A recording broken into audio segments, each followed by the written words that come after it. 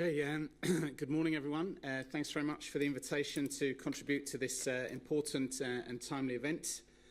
And I think given the kind of tumultuous and uncertain times we are living in currently, it's very important for us to consider some of the continuities and changes that we face in how we think about territorial development and policy, and reflect on whether we're asking the right questions in facing some of these uncertain and very novel challenges.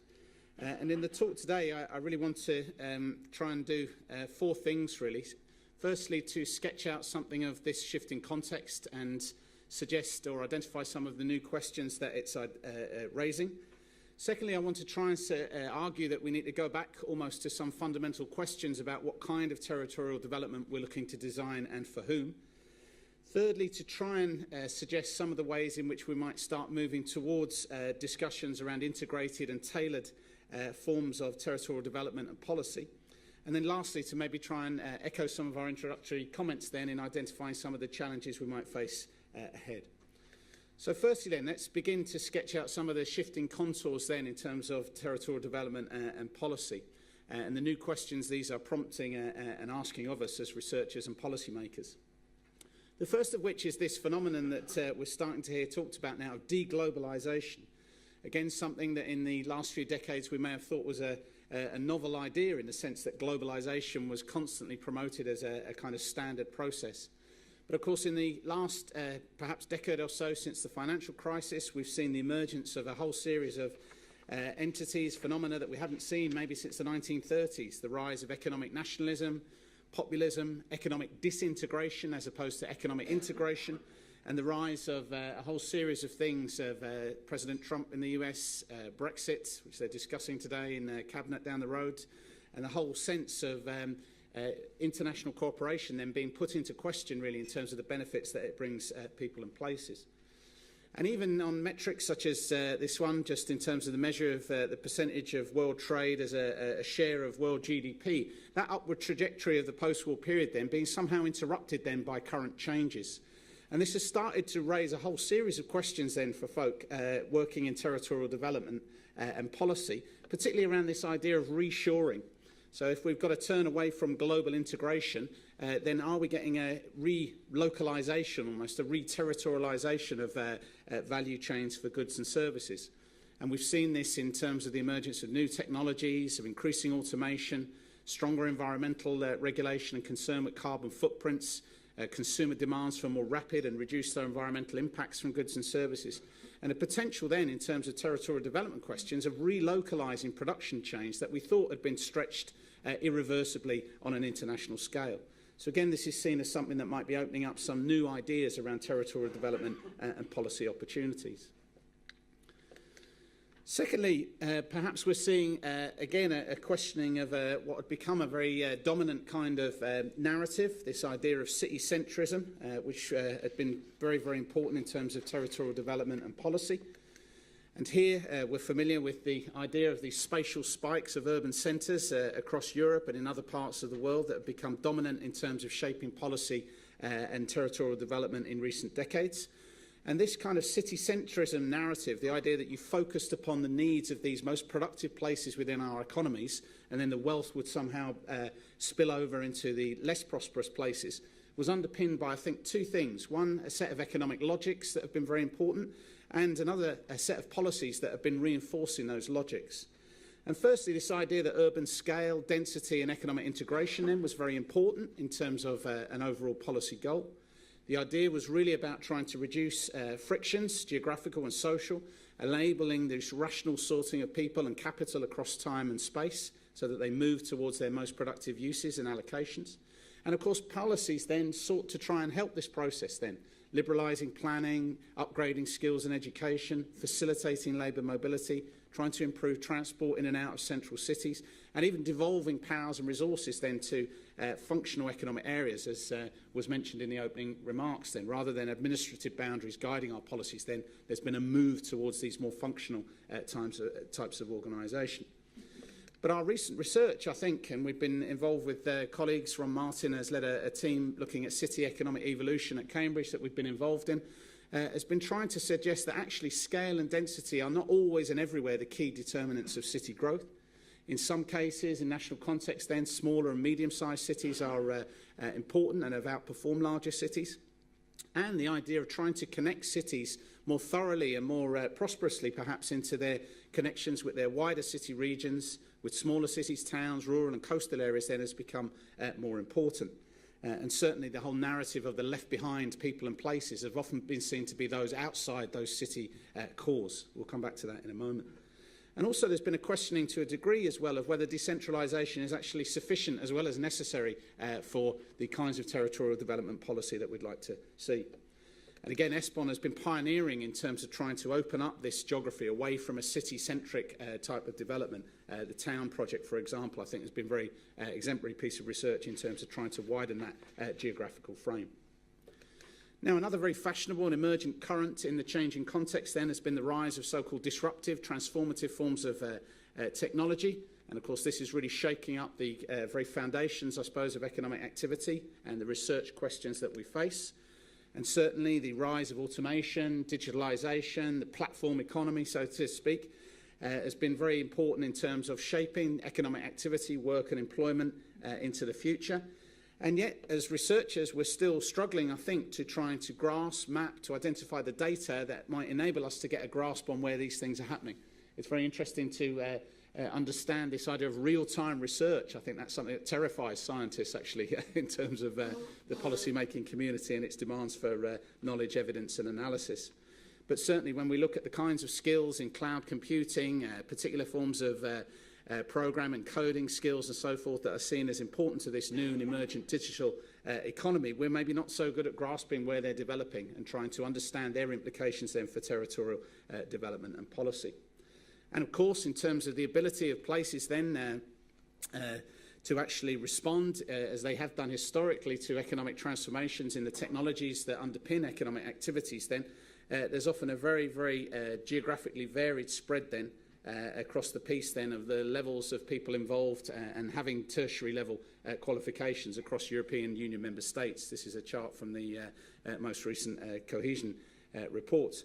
So of course the big question then becomes how on earth then do you get adaptation towards these new skills and qualifications that are required in places that are struggling, if you like, to even provide basic forms of education and qualification for their populations.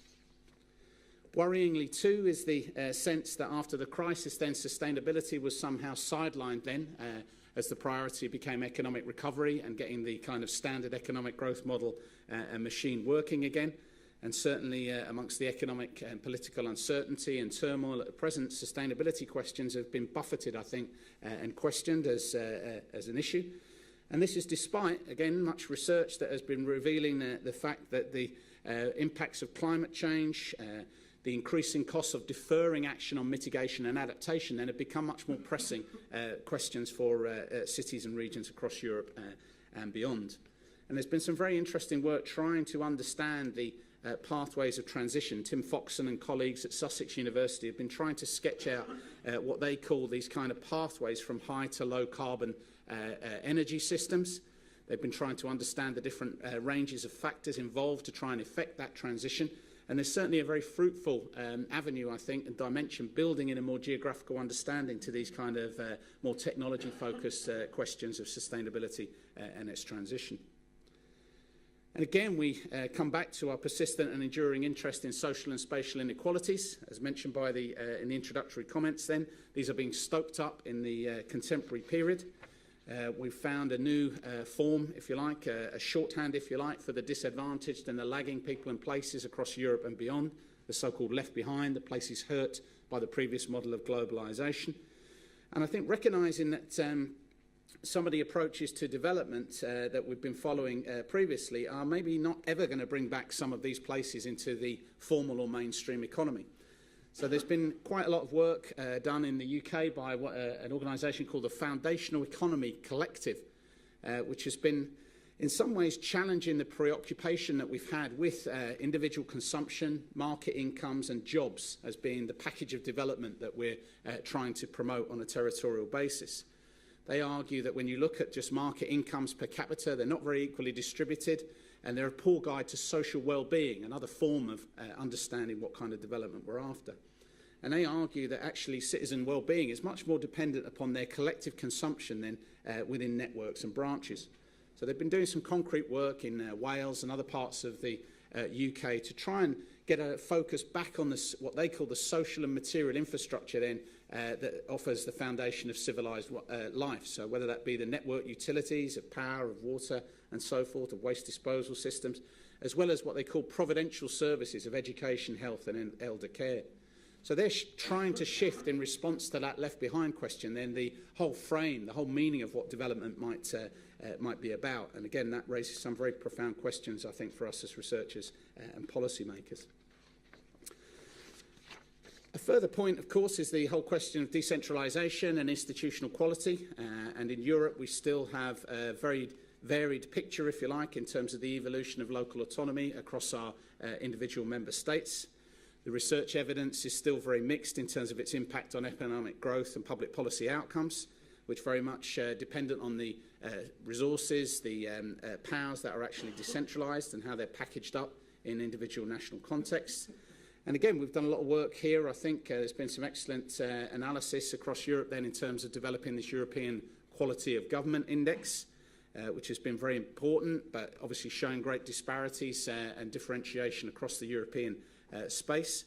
And there's been some preliminary work as well by Andres Rodriguez-Pose and Enrique Gacolazo then, that's been trying to relate government quality then to economic growth, and they find a direct relationship there, and also an important moderator of how European regional policy funds are spending. And they come up with the rather interesting and tantalising question then that actually improvements in institutional quality, in government quality then, might be more important and realistic then than additional public investment, which again raises some very interesting questions, I think, for particularly going into the new programming period for European structural funds. And lastly then, if this kind of uncertainty, tumultuous change and so forth is the new normal, if you like, in terms of territorial development, then clearly the ability of places to try and kind of adapt, to respond to disruptive changes then becomes at premium. So we're 10 years on from the demise of Lehman Brothers, which heralded the start of the global financial crisis and the Great Recession. And again, ESPON has kind of led the way, I think, in terms of developing aggregated European-wide studies, understanding the different resilience, the adaptive capacities, the adaptive paths that places have been following across Europe, and the kinds of policy responses that have been put in place to respond to disruptive change. And again, we've been working with Ron Martin and others at Cambridge University in terms of trying to develop evolutionary approaches to understand how these paths are unfolding and trying to understand better what makes for adaptive capacity within places to respond, to react to ride out and to bounce forward, if you like, in more positive ways than from disruptive changes, if indeed disruptive changes is more of what economic, social and political change is going to bring us into the future. So together, that shifting context has raised some new challenges, some new questions. It's certainly begun to at least question, if not undermine, some of our existing models and approaches. We seem to have more consensus on the severity of the problems and the issues that we're facing, rather than consensus about how we deal with them. And this leads us then into asking whether we're actually asking the right questions still in terms of how we define territorial development in this changing and shifting context. So part of the argument, I think, is really going back to some of these fundamental questions about trying to ask ourselves what kind of territorial development and for whom, to try and move on to fundamental issues around how we're giving meaning to this idea of territorial development, what's its purpose, what should it be about in normative terms, and who and where is it for in terms of its geographical and social reach and scope.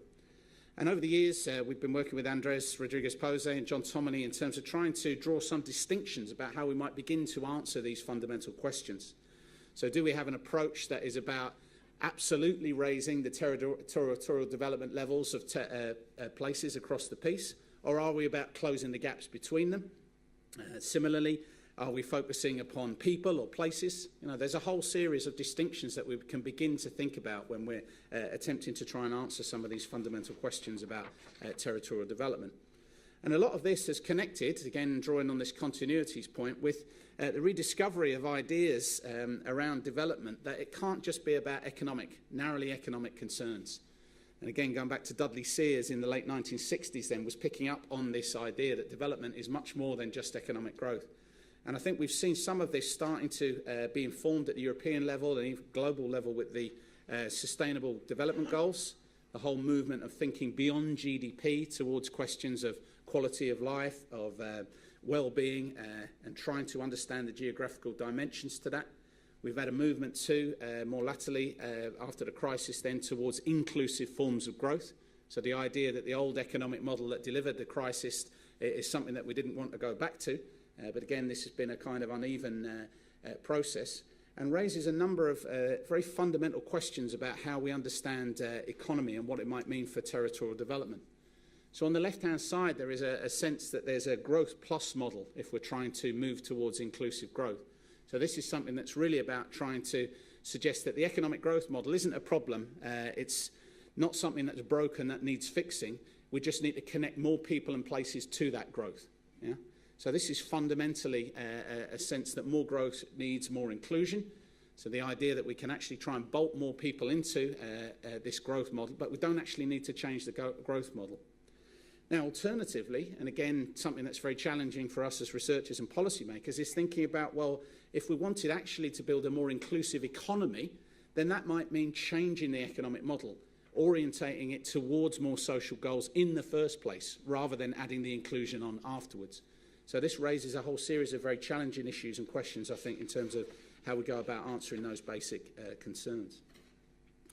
And we're seeing signs of attempts to try and move in this direction. So again, ESPON has been supporting the move and sense of integrated and tailored forms of territorial development and policy. And these are very important, I think, in terms of addressing this wider debate, as Andres has kind of set the social media world on fire with this idea of the revenge of places that don't matter. So the idea that the left behind, those that haven't had a voice, a stake, that have been adversely affected by the economic model that's have been followed in previous decades, then start to shake up the frame in which we're trying to address territorial development and policy questions. And again, this new context starts to suggest that we need perhaps to challenge, to question, to break with some of the old dualisms that we've always held in territorial development and policy. So rather than trading off efficiency and equity, as the economists always tell us, are there ways to progress along both channels to get more efficiency in the economy as well as greater equity? Can we try and combine the old top-down and bottom-up models? Can we begin to think about developing people and place-based approaches to development? So I think this is really a time for us to try and challenge some of the existing conventions, traditions, the underlying binaries and dualisms that have informed a lot of our work and policy making perhaps to date. And we're seeing a bit of this with Simone Marino and colleagues at LSE have been trying to do some work for the for DG Regio in terms of identifying different kind of clubs of European regions at different levels of development, with the idea then that you attempt to try and tailor policy to maximise the potential in every territory, not just the growth cause that perhaps we've focused on too much in the past, trying to integrate policies across areas for different territories, trying to tailor policies in a place-based way to deal with their particular issues and concerns. And this is certainly connecting into what we've seen publicly, at least, in terms of the debate around the future of Europe and cohesion policy after 2021, because these questions are fundamental about what kind of territorial development and for whom are going to be intersecting with issues about where cohesion policy invests, what its priorities would be, and crucially how that policy might be implemented across the piece. So to conclude then, I've tried to sketch out the tumultuous and uncertain context within which we're working in territorial development and policy. I think it asks new questions of us as both researchers and policymakers. And I've argued that one of the key things is about returning to some of those fundamental questions about what kind of territorial development and for whom. And trying to be positive and optimistic about the sense that more integrated and tailored forms of thinking and policy can actually move us in a more progressive direction. But there are clearly challenges in this kind of agenda. So firstly is going back to try and address and answer these questions of a fundamental nature, of trying to think perhaps about how we might construct more inclusive economies rather than just tinkering with the growth models we've already got, of trying to actually realise the potential then of aligning and coordinating to provide these more integrated and tailored approaches. And crucially as well, trying to institutionalise and resource research capacity for long-term strategy and policy, because this is something that's been acutely problematic in the UK context with austerity and public expenditure cuts, trying to develop new indicators and data sources for these new models, strengthening our monitoring, assessment and evaluation methods and strategies, and crucially trying to help to govern territorial development then with appropriate levels of accountability, transparency and scrutiny. So thanks very much for your attention, and I look forward to the comments and debate. So thanks a lot.